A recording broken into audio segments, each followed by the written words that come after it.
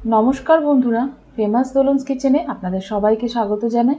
चले एसेछि आमि आबारो आपनादेर जोन्नो एकटा दारुण रेसिपि निये, जाते करे खूब सहजेई आपनारा बाड़ीते एकदम इजी वेते आर हेल्दी एकटा रेसिपि तैरि करते पारेन। बाच्चा थेके बड़ो सबारेर जोन्नोई, टिफिनेर जोन्नो बा लांचेर जोन्नो बा सकाले ब्रेकफास्टेर जोन्नो जेकोनो समय एई रेसिपिटा करे सार्व करे देबेन। दारुण किन्तु बाड़िर लोकेरा एनजय करे खाबे। ताहले आसुन आजकेर रेसिपिटा शुरू करी। रेसिपि तैरि करार जोन्नो प्रथमे आमि सेদ্ধ करे राखा आलू नियेछि। आलूगुलो ग्रेटारे भालो करे घषे एइभावे एकदम झुड़ो झुड़ो करे नियेछि। एभावे करले এই রেসিপিটা তৈরি করতে সুবিধা হবে। দেখতেই পাচ্ছেন কিরকম ভাবে আমি গ্রেটারে ঘষেছি, তবে কিন্তু সেদ্ধ আলু। এখন আমি কিছু সবজি অ্যাড করব এর মধ্যে। প্রথমে আমি গাজর দিয়ে দিলাম। অনেক সময় কি হয় বাচ্চারা কিন্তু সবজি খেতে চায় না, এইভাবে তৈরি করে দিলে কিন্তু বাচ্চারাও সবজি খাবে। দিয়ে দিচ্ছি টমেটো, এখানে একদম ছোট্ট ছোট্ট করে কিছুটা টমেটো কেটে নিয়েছি সেটা দিয়ে দিলাম। দিয়ে দিলাম এখানে ক্যাপসিকাম, যতটা পারবেন ছোট ছোট করে দেবেন, তাহলে তৈরি হয়ে যাবে খুব সুন্দর রেসিপি। এর মধ্যে দিয়ে দিলাম কুচনো পেঁয়াজ। এখন দিয়ে দিচ্ছি এর মধ্যে আদা আর কাঁচা লঙ্কা কুচনো। ঝালটা কিন্তু আপনারা আপনাদের মতো করে বুঝে দেবেন, যেহেতু বাচ্চারা যদি খায় তাহলে সেক্ষেত্রে ঝালের পরিমাণটা একটু কমিয়ে দেবেন। দিয়ে দিচ্ছি কুচনো ধনে পাতা,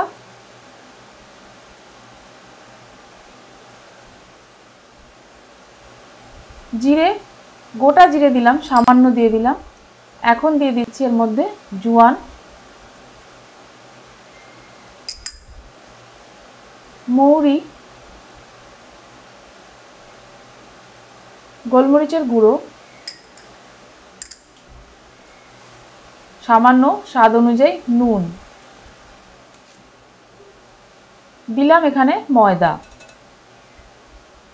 আর যে কাপে ময়দা নিয়েছি ঠিক সেই কাপের পরিমাণে আমি 2 কাপ পরিমাণ কিন্তু এখানে জল ব্যবহার করেছি। এখন অল্প অল্প করে কাপে করে জল নিয়েছি আর জল দিচ্ছি আর এইভাবে মিশিয়ে নিচ্ছি।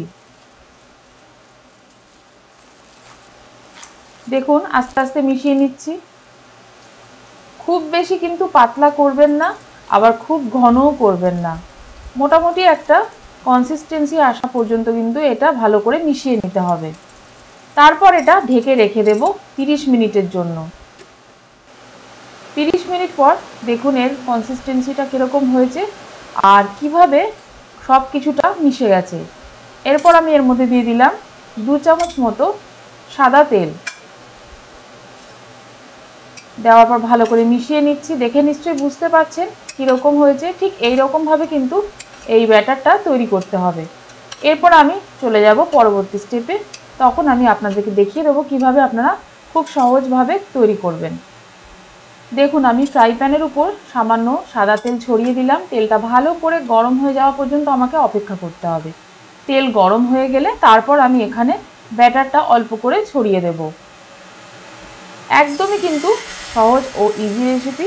আপনারা চাইলে কিন্তু যখন তখন এরকম ব্যাটার বানিয়ে ফ্রিজে রেখে দিতে পারেন। তাহলে কি সকালবেলায় উঠেই ঝটপট কিন্তু বাচ্চাদের জন্য বা বড়দের জন্য ব্রেকফাস্টও তৈরি করে দিতে পারবেন, অথবা লাঞ্চে বা টিফিনে তৈরি করে দিতে পারবেন। দেখুন আমি কভার করে দিলাম 2 থেকে 3 মিনিটের জন্য। যখন দেখবেন এখানে উপরে এরকম জলের বিন্দু বিন্দু হচ্ছে, সঙ্গে সঙ্গে ঢাকাটা খুলে নেবেন। এবার বুঝতে পারবেন যে আপনার ওপর দিকটাও কিন্তু খুব সুন্দরভাবে কুক হয়ে গেছে। এখন আমি কিন্তু উল্টে দেব। এইভাবেই আমি সবকটা চিলা তৈরি করে নিচ্ছি। একদম হেলদি রেসিপি। আপনারা চাইলে কিন্তু এই রেসিপিটা বাড়িতে একবার হলেও ট্রাই করতে পারেন। আশা করব আপনাদের সকলের ভালো লাগবে। ভালো লাগলে কিন্তু লাইক ও সাবস্ক্রাইব করার জন্য অনুরোধ রইল। সঙ্গে থাকা বেল বাটনটা প্রেস করে দেবেন, তাহলে আমি যখনই নতুন কোনো রেসিপি আপলোড করব সবার প্রথম আপনার কাছে নোটিফিকেশান চলে যাবে। আর আমার রেসিপি যদি আপনারা ফেসবুক পেজ থেকে দেখে থাকেন তাহলে কিন্তু পেজটা লাইক ও ফলো করে নেবেন। পেজের লিঙ্ক কিন্তু অলরেডি আমি আমার ডেসক্রিপশানে দিয়ে রাখি, আপনারা চাইলে সেখান থেকেও দেখে নিতে পারেন। আমার চ্যানেলে কিন্তু আরও অনেক রকমের ব্রেকফাস্ট বা টিফিন রেসিপি রয়েছে, আপনারা চাইলে দেখে নিতে পারেন। আমি ডেসক্রিপশন বক্সে লিঙ্কগুলো দিয়ে দেবো অথবা আই বাটনে দেওয়া থাকবে। দেখুন এক এক করে কিন্তু আমার চিলা একদম রেডি হয়ে গেল। এবার কিন্তু আমি পরিবেশন করব। পরিবেশনের জন্য এখানে আমি টমেটো সস আর একটা তরকারি এখানে সার্ভ করেছি। আপনারা যদি কমেন্ট বক্সের দ্বারা জানান যে আপনারা এই তরকারিটা দেখতে চান, তাহলে কিন্তু আমি এই রেসিপিটা আপনাদেরকে শেয়ার করে দেব। তাহলে দেখলেন একদম ইজি ওয়েতে কিন্তু আমি দেখিয়েছি, একদম হেলদি একটা রেসিপি। ভালো লাগলে কিন্তু শেয়ার করে দেবেন আপনাদের আত্মীয় ও বন্ধু বান্ধবদের কাছে। চলে আসবো আবারও আমি আপনাদের কাছে নতুন একটা রেসিপি নিয়ে। ধন্যবাদ।